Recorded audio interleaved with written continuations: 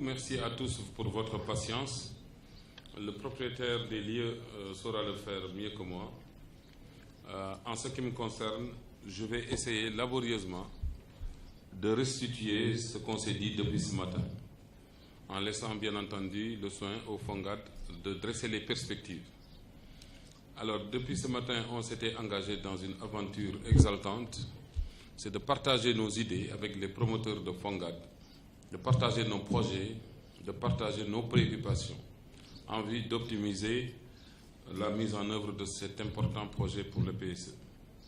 C'est dans ce cadre qu'il y a eu une cérémonie d'ouverture où le représentant du directeur général des Sénégalais de l'extérieur, Mme Ami Mbaké, nous a dit adhérer au processus de mise en œuvre du FONGAD et que le président de la République lui-même a instruit son institution de faire de la diaspora une véritable 15e région.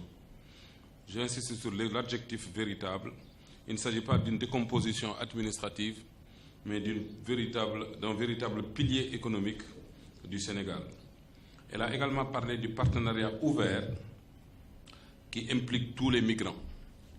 Elle a également cité le ministère des Affaires étrangères comme un creuset, plus que jamais comme un creuset de facilitation pour les migrants. En ce qui concerne l'ambassadeur d'Espagne, il a insisté sur sa joie d'être présent dans cette initiative qui le positionne comme étant déjà un partenaire du projet. L'Espagne, elle rend un des 3 premiers pays d'émigration du Sénégal, désormais. Elle s'est dit, sur cette base, déterminée à appuyer l'initiative et invite les promoteurs à savoir cibler les mécanismes de coopération, notamment des coopérations dans le cadre des relations Sénégal-Italie d'aide au retour des migrants. Il a également insisté sur l'importance de travailler au recensement exhaustif des migrants susceptibles de prendre part au processus. Nous avons eu par la suite le propos de Mme Deborah Jackson, maire de Lithuania à Atlanta, en Géorgie, qui est déjà un partenaire naturel du projet, puisqu'elle est partie prenante d'un projet, Sava, qui vise à exporter les produits manufacturés dans l'artisanat pour le marché américain, particulièrement le marché noir américain.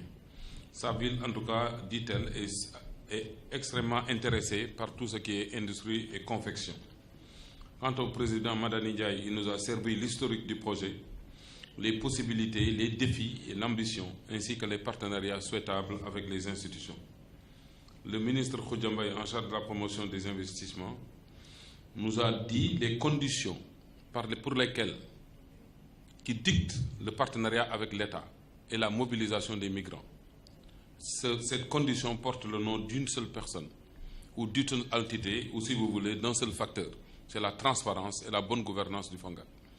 Sans transparence, sans bonne gouvernance, elle a été suffisamment claire, il ne saurait avoir de partenariat avec l'État. Elle a même demandé aux gens du FONGAD de faire preuve d'ouverture et de partager suffisamment de manière à stabiliser le manque de confiance qui pourrait naître. Cela a du reste fait l'objet d'un atelier qui a travaillé sur cette question.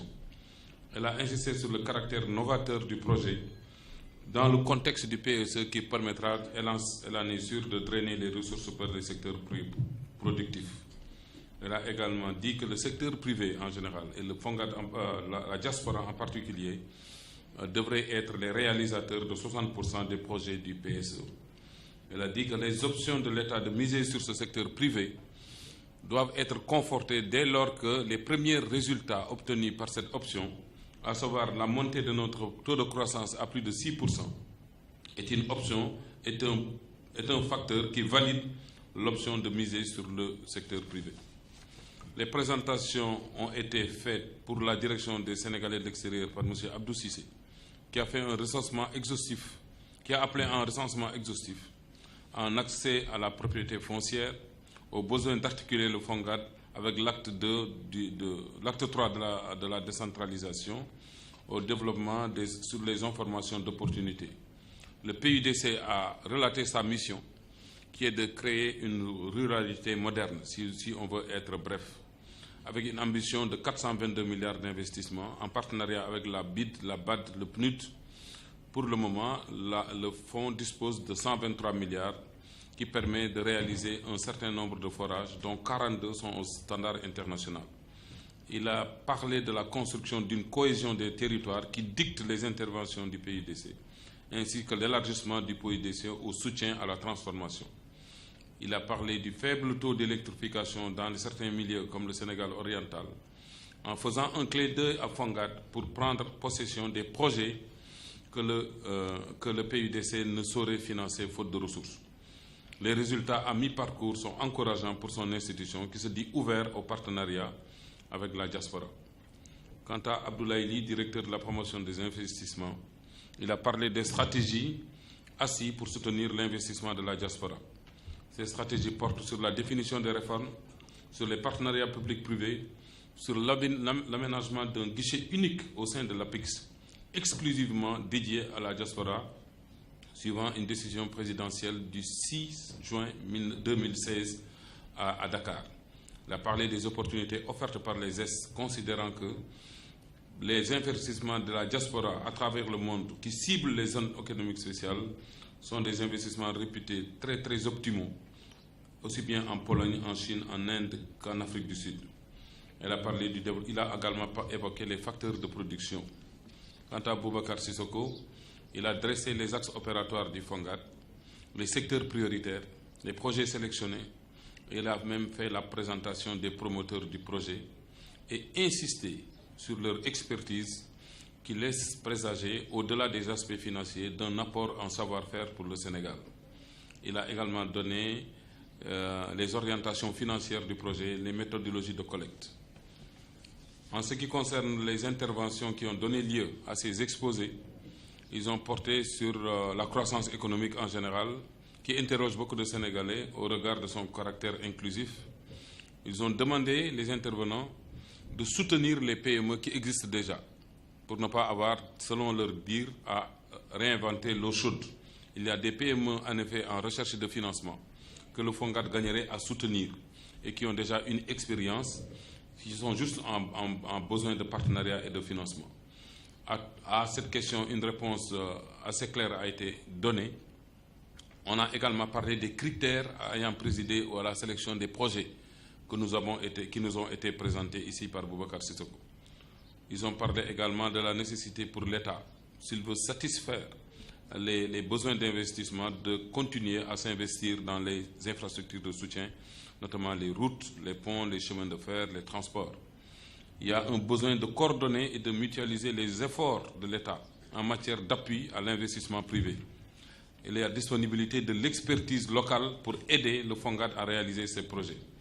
Il convient également, selon tous les intervenants, de s'appuyer sur les acquis, à savoir l'expérience dans l'assistance aux migrants sénégalais. La grande question a été posée de savoir élargir le spectre du Fongad au-delà des États-Unis, puisque jusqu'ici, les intervenants ont eu l'impression que c'est un projet américano-américain qui se limite à Atlanta, en Géorgie et dans d'autres États américains. Donc ils ont invité les promoteurs que vous êtes, Madani, à aller à traverser l'Atlantique, aller au sud de l'Amérique, à visiter les pays africains, à aller en Europe, en Asie, pour aller toucher les Sénégalais désireux de prendre part à ce projet. Et enfin, des ateliers ont été tenus sur 4 secteurs. Initialement, ces secteurs devaient porter sur la collecte de fonds, l'adhésion et la sécurisation du processus. Ce travail a été coordonné par Étienne Faye. Le deuxième atelier a porté sur la sélection des projets, présidé par Aboubacar Sissoko. Le troisième atelier a porté sur les partenariats et la promotion par Ndiaye. Et enfin, un atelier impromptu que j'ai eu le culot de mettre en place. C'est un atelier que j'ai appelé atelier Welma Kala. En pulaar, ça veut dire tu dis ce que tu veux. C'est un atelier où les idées étaient ouvertes et qui a permis de recueillir, vous allez le voir, des idées assez intéressantes pour le projet. Donc voilà l'économie des travaux que nous avons eus aujourd'hui. Nous espérons avoir une restitution plus fidèle, plus formelle, j'allais dire, à travers un travail de rédaction dont les résultats vous seront restitués. Voilà, Monsieur le Président, je vous donne la parole pour le mot de la fin. Je vous remercie. J'ai eu le plaisir de travailler avec vous cette journée et je vous remercie encore de votre attention.